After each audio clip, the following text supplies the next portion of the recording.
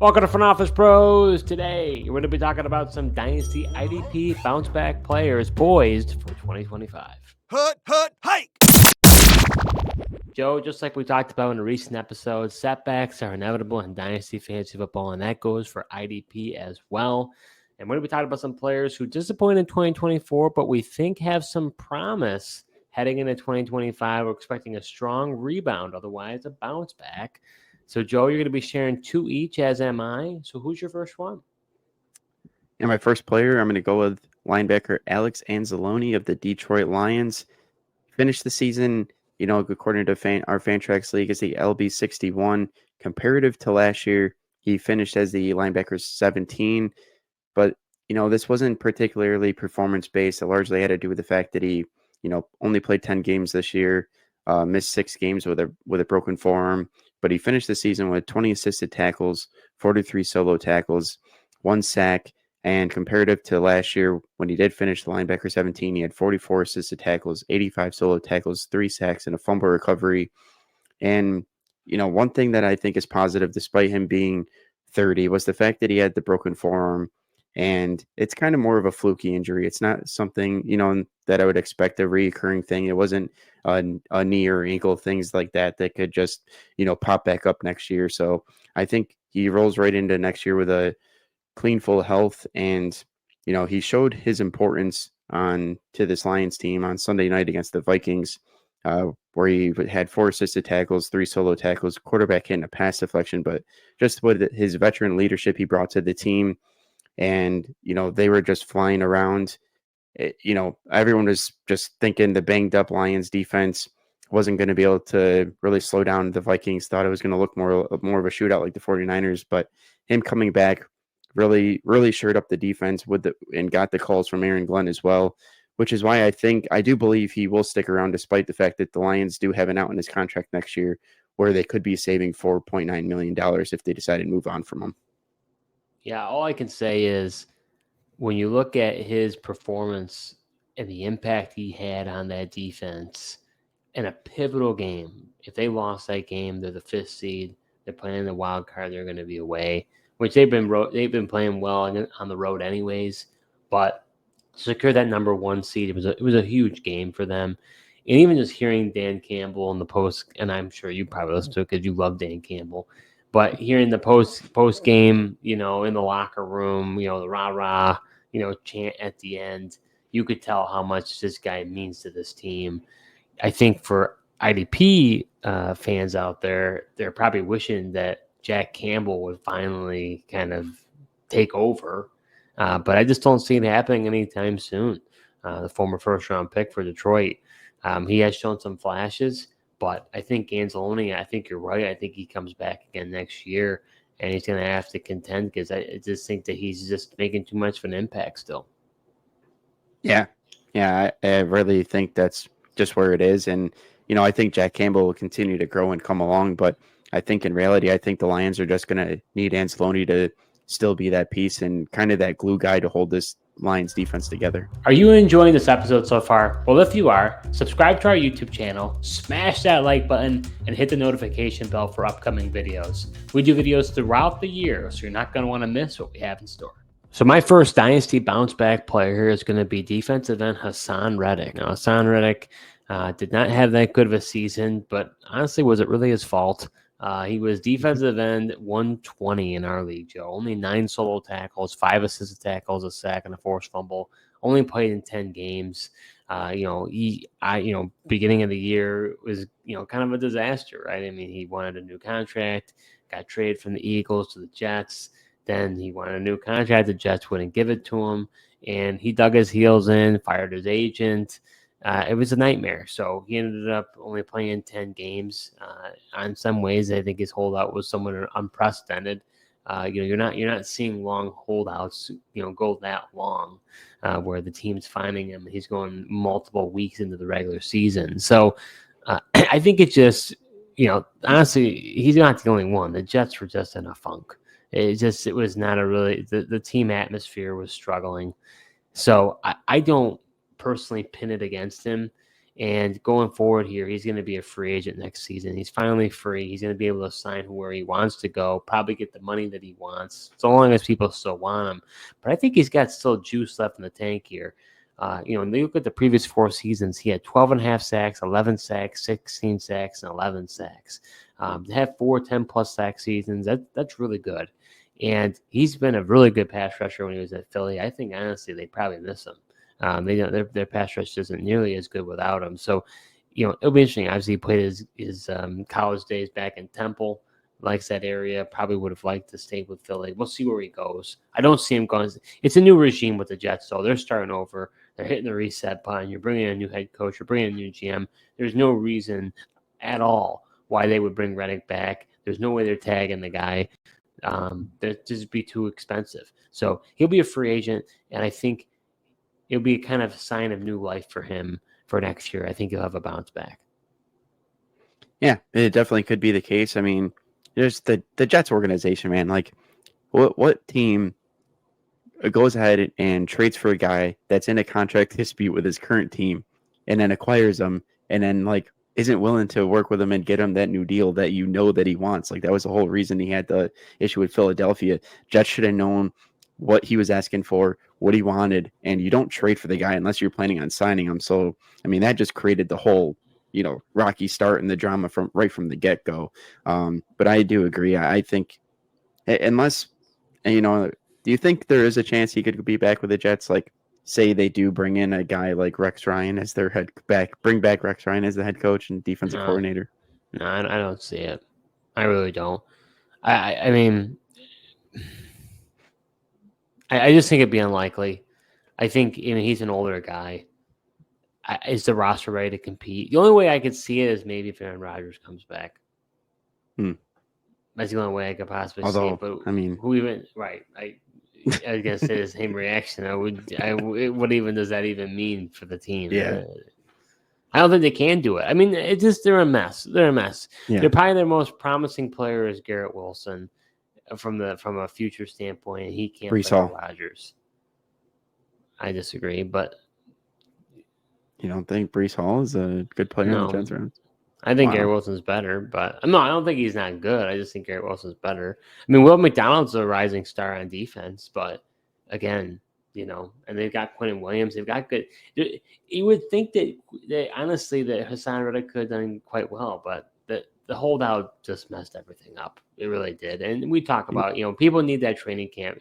These players can benefit from those training camp times. You see a guy, I know it's a little bit different, but similar thought process. We were concerned about Brandon Ayuk. He tears his ACL. There's something about being in football shape and going through the conditioning, understanding the playbook, especially because you hadn't been on the team before. And he was set behind the 8 ball from the beginning. Yeah, I definitely agree. He is in for a bounce back. I mean, I think he's too talented to be playing this poorly, and I think he does need to get rejuvenated with a new team. Hopefully he gets put on a better team that actually, can play from play with a lead, and I think that definitely helps edge rushers, be more aggressive, get their sack numbers up. I mean, look, that's exactly what he had with Philly. You could just pin your ears back, go ahead and get the quarterback. He just didn't have that with the Jets and with how terrible they were. But yeah, I mean, I think like Sean Payton says, man, these players need the training camp. You need to kind of build those calluses and prepare yourself, in the summer for, the upcoming NFL season. All right, Joe. So who is your second Dynasty bounce back player poised for 2025? Yeah, I'm going to go with another disappointing defensive end, Steve. Now, he didn't finish as, in the hundreds like your guy, but he did finish as the defensive end 24. Compared to, he was the number 5 defensive end in our Fantrax League last year. So, and that's Josh Hines-Allen with Jacksonville Jaguars. He finished the season with 19 assisted tackles, 26 solo tackles, 8 sacks, forced fumble, and 1 fumble recovery. Compared to that big year he had last year with 23 assisted tackles, 43 solo tackles, 17.5 sacks, 2 forced fumbles, interception. He also had 54 hurries. Now, obviously, the 8 sacks is a disappointing number. 17 sacks that last year was a career high for him. Disappointing he could only, not even just right around half. But the thing that I think still holds out hope for me that he can improve on those sack numbers and be a bounce back player next year is the fact that he was tied for 6th amongst defensive ends with 46 hurries. So that's only 8 less hurries than he had last year when he had 9.5 more sacks. Obviously, there's room for improvement.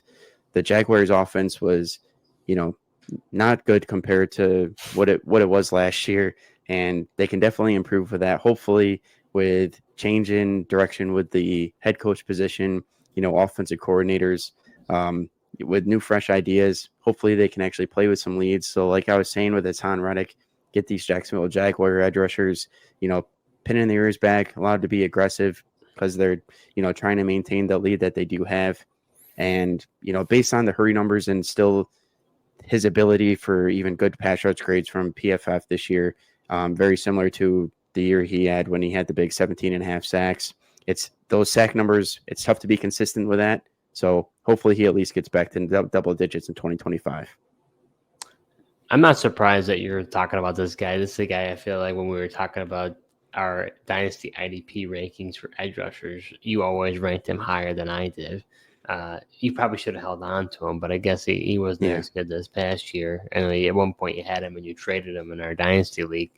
But I think it's a good call out. I mean, what's nice about it, too, you think about it, he's got a lot of talent on that defensive line. You got the former number 1 overall pick with Trevon Walker. You've got guys who I'm surprised they weren't that more successful, but you had guys like, Devon Hamilton in the middle, Mason Smith, kind of an up and coming, big body, defensive tackle out of LSU. And then Eric Armstead, a guy who has done really well in San Francisco. But he just, we dealt with some injuries, then came over to Jacksonville, just didn't look right. So it does seem like he's got a decent amount of talent. You got Foye, Aluakun, and Devin Lloyd in the middle. There's some good pieces to work with there. So, but I think you're right. It was a perfect storm where he just wasn't, sacks are not a sticky stat. You can't predict that year over year. Is it going to change? But the hurries, that's a good sign. That means he's around the quarterback. Yeah, and that's what you like to see. You want it, guys, at least that are around the quarterback. And I think he might never ever reach that 17.5 sack number. I mean, that's just a crazy high number that he was able to achieve. But like I said, he has been in his career besides that right around the 7 or 8 sack mark. But based on the number of hurries and his pressure rates that are still there, I think double digits, are definitely in the realm of possibility for him. So my second player as a Dynasty IDP bounce back player is going to be defensive end Matt Judon. He finished as a defensive 49 in our league, 25 solo tackles, 16 assisted, and 5.5 sacks. According to Pro Football Focus, the Atlanta Falcons were the 3rd worst pass rush team in the NFL. And if you think about that, Judon really had no help when it comes to the Atlanta Falcons front line. And he's going to be a free agent this coming year. And I think it's similar to Reddick when it comes to comparing Judon. They both were really successful if you look, back a few years ago. Prior to his injury-plagued season, I think he tore his bicep with the Patriots before he then was eventually traded. He had 12.5 sacks twice and then 15.5 sacks. So this guy is very productive. You see even a guy like, Zadarius Smith now going to Detroit, now having this opportunity. He's starting to look like the Zadarius Smith that we remember back in Minnesota days. So where he was kind of a disappointment, but people were expecting more, at least I was, being a bookend to Myles Garrett. Can't get much better than that, possibly the defensive player of the year. So I think that when it comes down to it, Matt Judon will now be able to be a free agent. He's going to get one more contract, one probably good one to go. And I think, depending on his landing spot, just like we've seen with Zadarius Smith, I think it could really, pay dividend for him. So I like him. I think he can have a bounce back. Obviously, it will depend on where he goes. But, he was not done any favors by getting traded to the Atlanta Falcons. No, he certainly wasn't. And I mean, that was just, he was really just traded there. They were desperate for a pass rusher. Really desperate. Then they gave a 3rd-round pick for him, didn't they? Yeah. I mean, they were desperate. Everyone thought they should have went edge rusher in the draft. They picked Michael Penix, which, I mean, hey, looks like they made the right choice there. But yeah, I mean, Judon definitely was disappointing compared to his production that he had with the New England Patriots. Honestly, I think it'd be interesting if he could go back to Baltimore. I think that could be an interesting place for him. You know, a lot of these, we see these veteran edge rushers. Well, look at Van Noy. I was just going to say Van Noy's a perfect example. And honestly, they still need help. I mean, Oweh hasn't been what they thought for the Baltimore Ravens. So other guys haven't quite panned out either. So I think they could definitely still bring in a guy like Judon, and I think he'd be rejuvenated playing for a winning organization again. Yeah. No, I mean, that would be a great fit for him if he went there. Do you really think it's a possibility? I mean, I don't know. I mean, he'll be a free agent. I mean, he's got familiarity with the Ravens, obviously. I think, I mean, people are kind of rumoring before that he went to the Falcons that the Ravens were possibly interested in grabbing him back from the Patriots. Yeah, I'm just surprised that Raheem Morris wasn't able to get more out of him. I mean, he really did well in that 3-4 system in New England and Baltimore. So I don't know why he wasn't able to be maximized in Atlanta. But like I said, they don't have a lot of talent on the team on the defensive side. They got some good safeties. Other than that, they don't have much to work with. So I think he could do much better going to somewhere else this upcoming season. Yeah, 100%. And I was, you mentioned Zadarius Smith. I was right there with you. I mean, signed him in free agency in our Dynasty League when he was with the Browns, expecting big things, being able to play a bookend to Garrett, and it just never happened for whatever reason, and had to end up ditching him.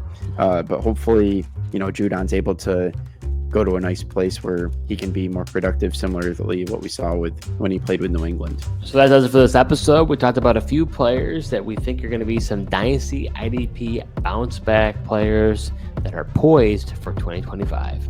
Thank you so much for tuning in, and until next time.